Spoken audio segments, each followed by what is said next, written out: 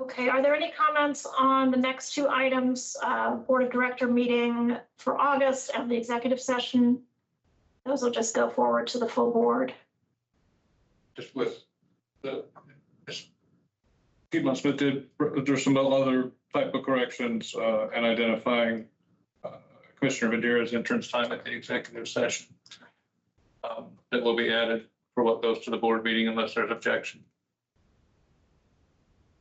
Sounds great. Okay, hearing none, those will move forward.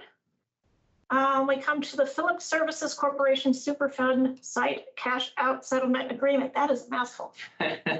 I've lost track of page numbers. Can you this number in the packet? 25. Thank you. Mr. Lassen. Does anybody need any refresh of what this is and where we are on this? This is just as a result of meeting with legal counsel at the executive session. I guess I thought the instructions were to bring forward a resolution to the board to accept the settlement agreement, which could be voted up or down. So that's what's in there. And then also if the board votes to approve the settlement agreement, there is a second resolution there. We will have to move money between categories to have the funds available to cut that check. So.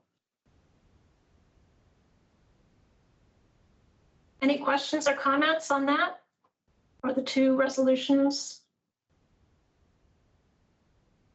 I just have a question. So we have $29,000 in our adopted 2025 budget that we can use. I was surprised. Yeah, well, it's in the health insurance line, so we're moving it out of there. And if you'll recall, we did in the next year's budget, that line was reduced by about $33,000. So It's because it had been over. Yeah, it's the way that it had been budgeted for with projected increases in premiums was off. And it created an exponential shift year over year over year. So we're finally starting to make corrections for that. Well, that's good. Good circumstance then to let us cover this. Just don't have one of these next year. All right, any other comments on that?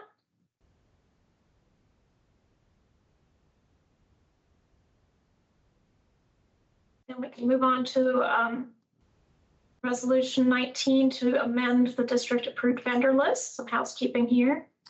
Yeah, this is, we have made a change in the provider of the portable toilets we use at the rural recycling centers. So that necessitated ending the vendor list to get them on there. We're taking advantage of it, adding a couple of other new vendors that we've identified for building repair and maintenance. We anticipate using regularly for those services. So those are the changes proposed in the vendor list.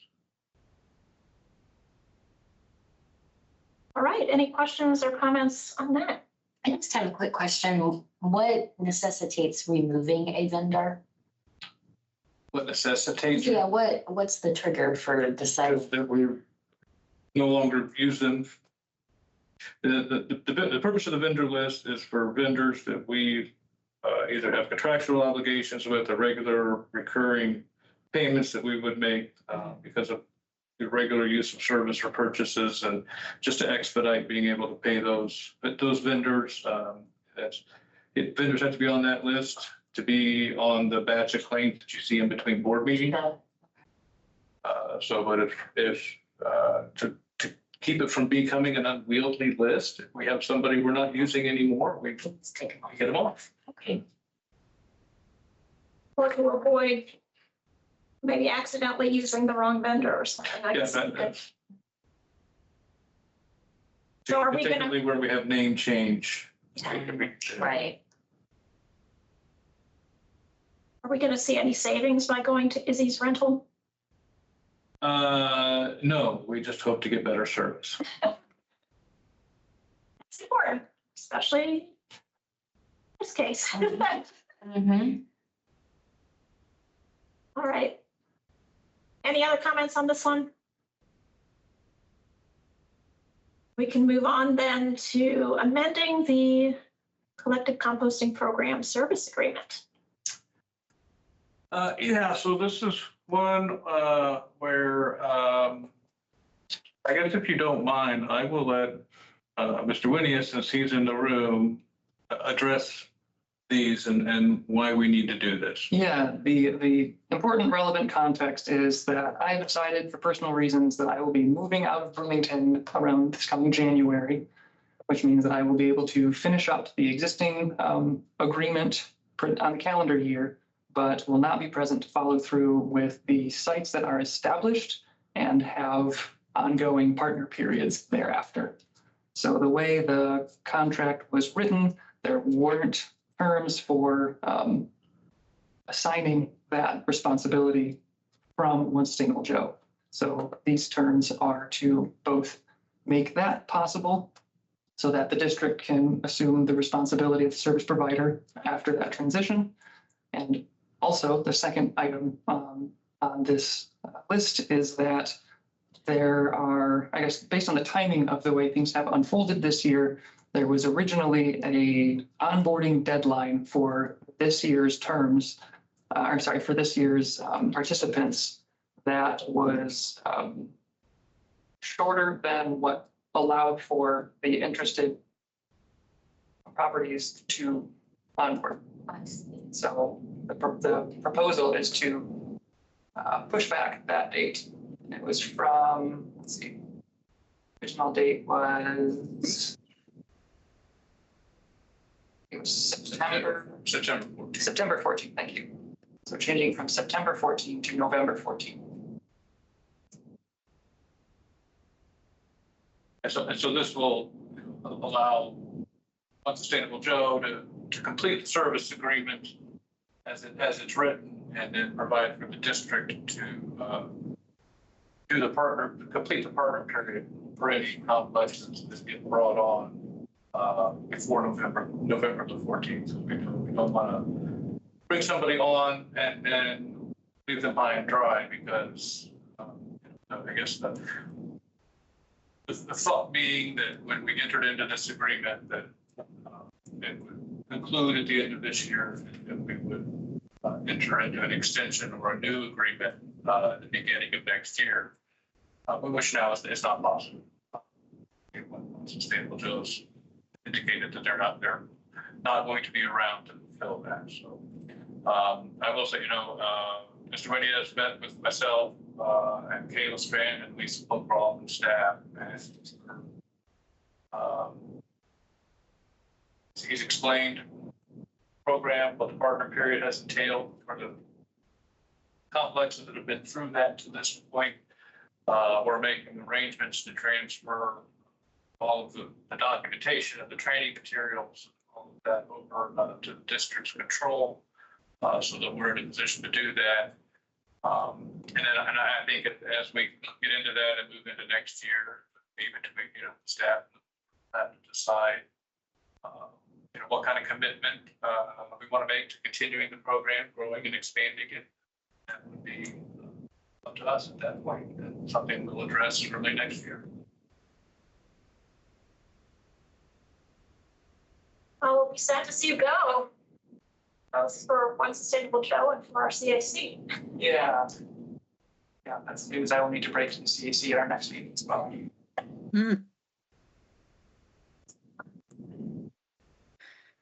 So there's a typo in the agreement, page 4 of 5 of the agreement. Service provider. It's on page 93 of our packet.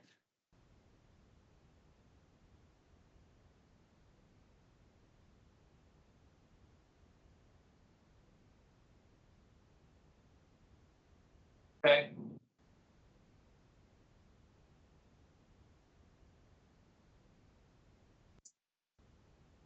So, on that page, Section 10.1, the red line text. Oh, that says the district shall act as the service provider. Oh, yeah. I was trying to give us an out. Okay, thank you. We will correct that.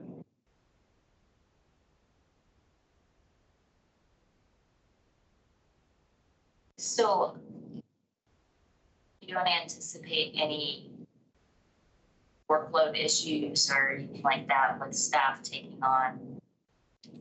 No, that was part of the reason, having Mr. Winnie come in and meet with, Haley and Lisa. Those would be the two staff members that I would look to take on those duties. And so he reviewed what it entails, the time commitment that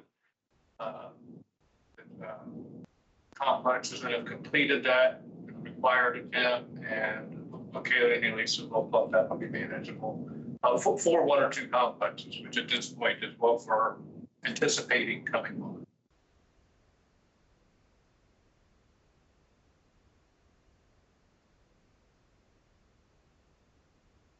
Okay, any other questions or concerns on that resolution?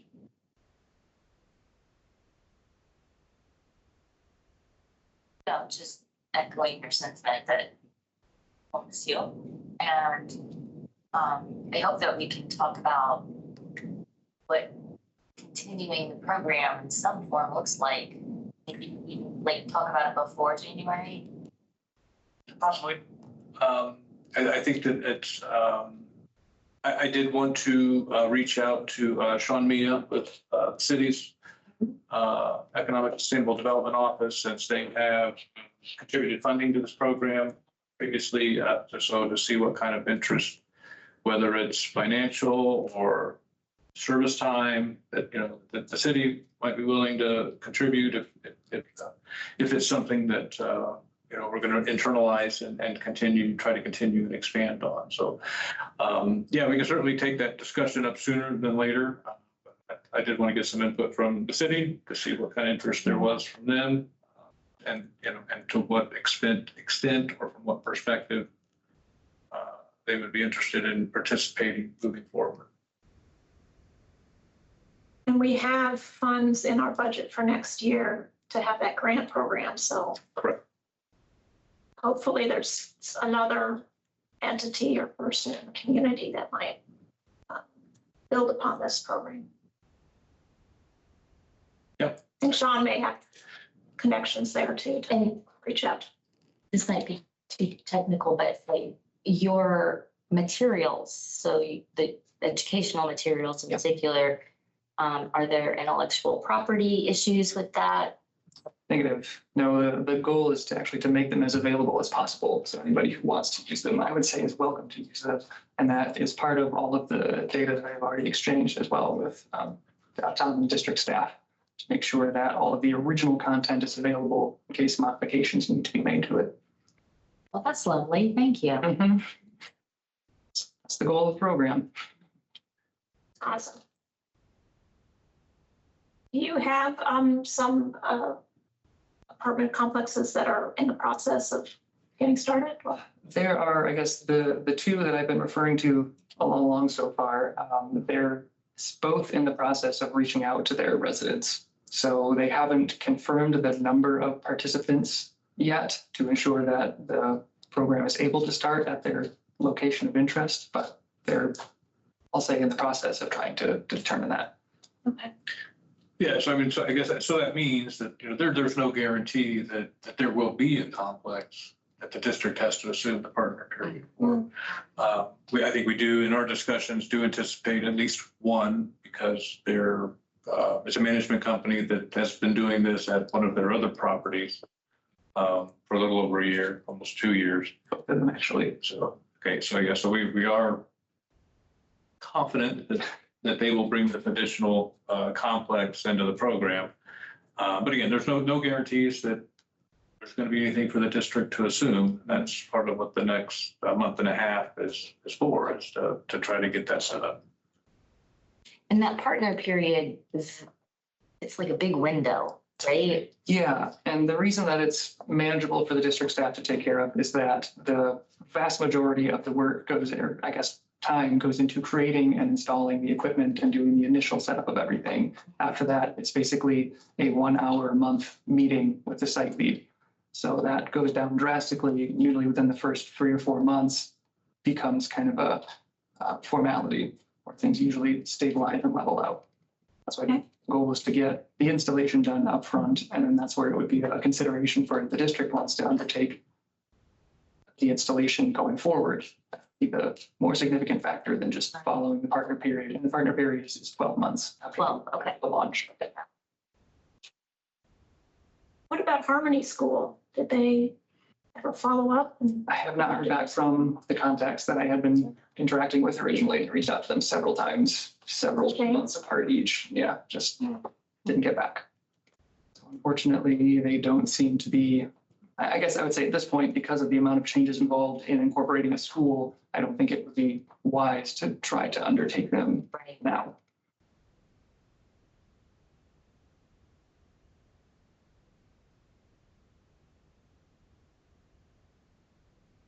Okay, any other questions or comments on this?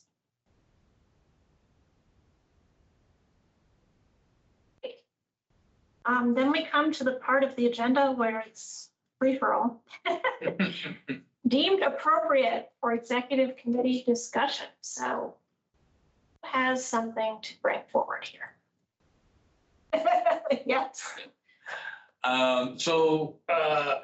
This was, had all along had been planned to be brought to the board at the November board meeting. But in reviewing with legal counsel, staff has some changes proposed to the district's fee resolution. What started as some minor changes to our GBN network has turned into a full scale. We're just gonna,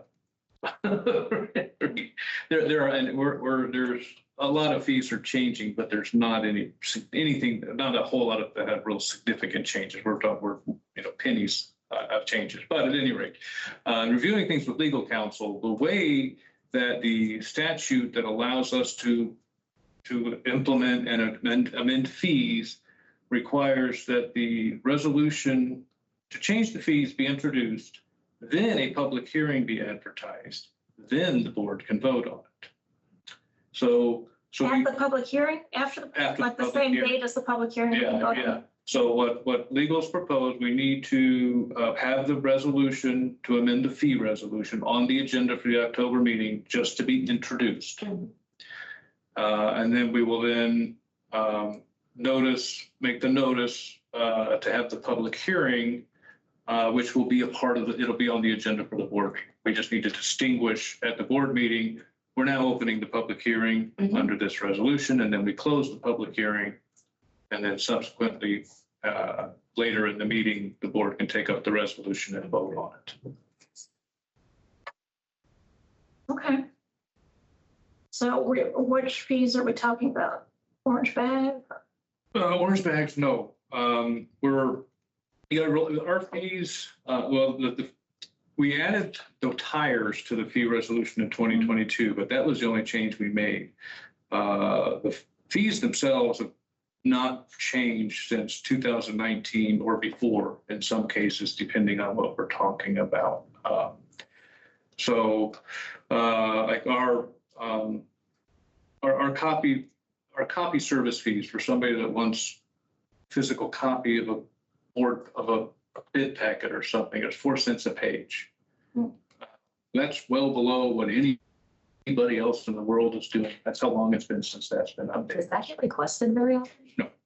No, generally we do them electronically, and we wouldn't charge for an electronic Right. copy of something. So, and then with the bulk of it, the bulk of the changes really have to do with the household hazardous waste and what we charge to businesses and out of county residents. And previously there was kind of a formula indicated in the fee resolution that hasn't been modified over time. And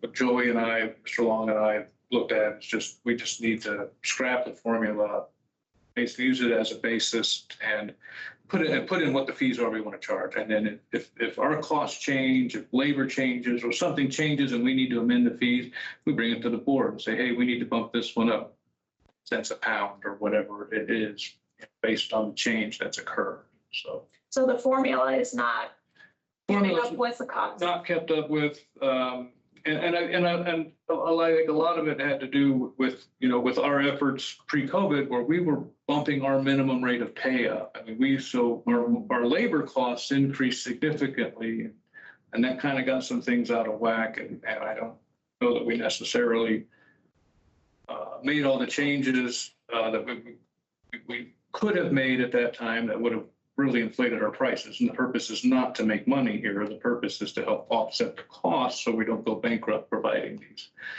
services. And I think the other thing that price list has not historically been a part of the fee resolution. It's now a part of the fee resolution. What's being proposed is actually puts that commercially exempt small quantity generator price list out there in the fee resolution. So I think that also gives everybody, the board, the residents, businesses, an idea of what it costs us to provide all these things that we're not charging the residents for. Because what we're charging the business for a smoke detector, that's what that smoke detector costs the same whether it came out of a business or a household to us. So it gives you an idea of what it does cost us, where the tax dollars are going toward. This is what it costs us to provide these services to residents.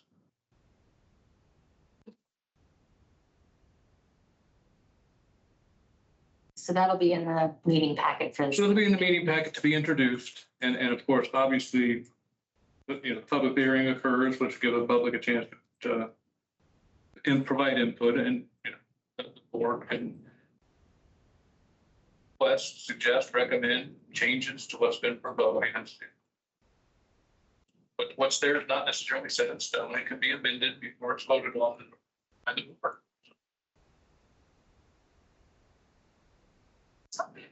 Good times.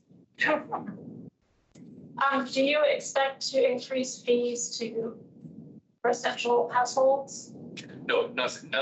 Nothing in. There are no new fees or increases to existing fees in what's proposed that affect residents, outcomes in the households, or residents themselves.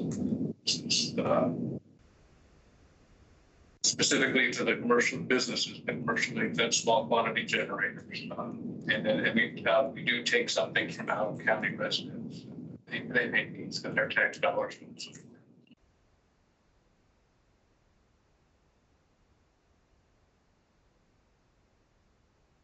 All right, any questions on that?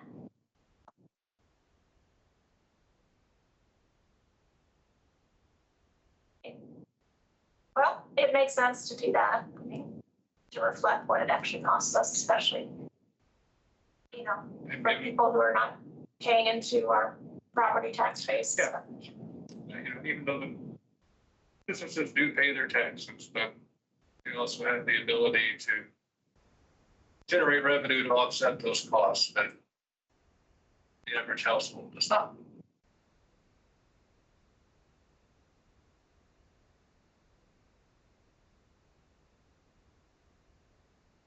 Any other items? Yes, Mr. Thomas. I have two things. Where are we at with the Rocky Mountain Institute? What are they waiting on? What do we need to provide them? I am trying to get information or a response from Rumpke specifically, but other potential locations. They talked about trying to find other locations that we could install solar panels, basically as a part of one larger project that would increase the power available for off-takers. I think that was looking to increase the potential off-takers to offset that $50,000 Duke fee that gets split amongst the off-takers. So we don't have, at this point, don't have any response from Rumpke or any other potential identified entities or locations where additional solar panels could be installed. That's kind of where I am with it. We do have, if everybody saw, there is a webinar tomorrow that they're putting on in conjunction with the state of Indiana, an item on what bright fields are former landfills and brownfields that now have energy production on them. So there is a webinar on that tomorrow. I think they're up to 74 or 75 registered attendees on that. So hopefully after that, start to zero in on what are we going to do at our facility, and is it going to be in conjunction with anybody else or not, and move things forward. Okay. The other thing I have is I wanted to see if there is an update on the Hefty plastics recycling program. Renew program, the Hefty Renew program. Right.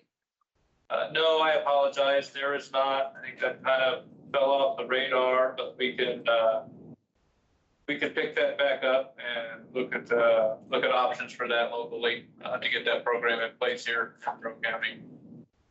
Yeah, I would really like to see what we can do. There's just so much that we're not recycling right now in the world of plastics. So thank you.